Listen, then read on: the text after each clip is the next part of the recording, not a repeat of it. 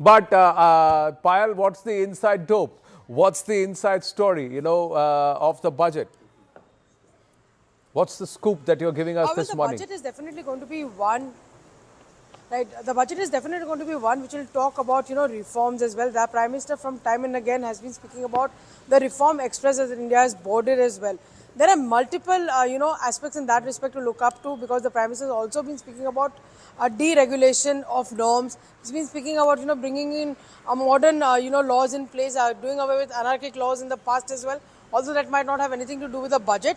But what I'm really looking forward to from Nirmala Sitharaman is if she will open up the country's pocket to, in fact, states like West Bengal, where infrastructure seems to be a big challenge. It seems to be a big challenge to have health infrastructure in place as well. Also, Tamil Nadu has been one of those prosperous states.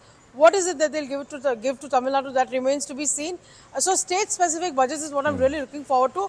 But I'm given to understand a lot of thrust, Anand, will be put on indigenous defense. Operation Sindoor has been a perfect example of how India can actually be Atmanirbhar. If that comes through, then India would have, moved leaps and bounds forward.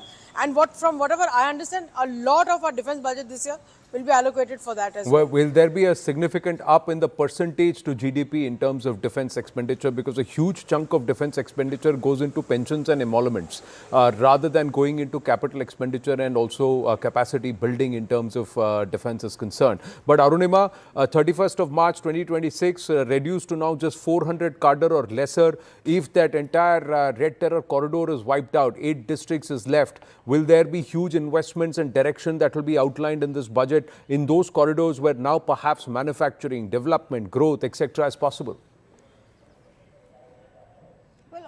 Already you're seeing the winds of change blowing all across Bastar. I recently came back and the highway construction there is at a pace which is unbelievable. There are new facilities coming up inside Bastar as well in terms of hospitals, in terms of, road constructions, interior road construction. Roads have always been better now for CPI Maoists because roads would mean development reaching inside. But as I'm coming to you live from outside Parliament, very cold, rainy morning, and the middle class is looking for some warmth as well. Income tax is what the middle class has always looked at every time a budget is presented. This year it's no different. Will there be any further incentive for more and more people to move towards a new tax regime?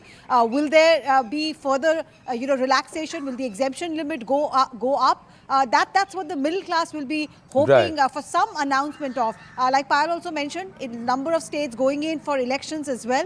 So other than state-specific measures, income tax definitely something that the middle class in all these states and across the country will be looking at closely. Thank you, ladies. Thank you for coming out on a Sunday morning when you're supposed to be actually spending some family time, but everybody is out at work. And I know the task for you is double because you're powering through all the super women of our news network, Network 18.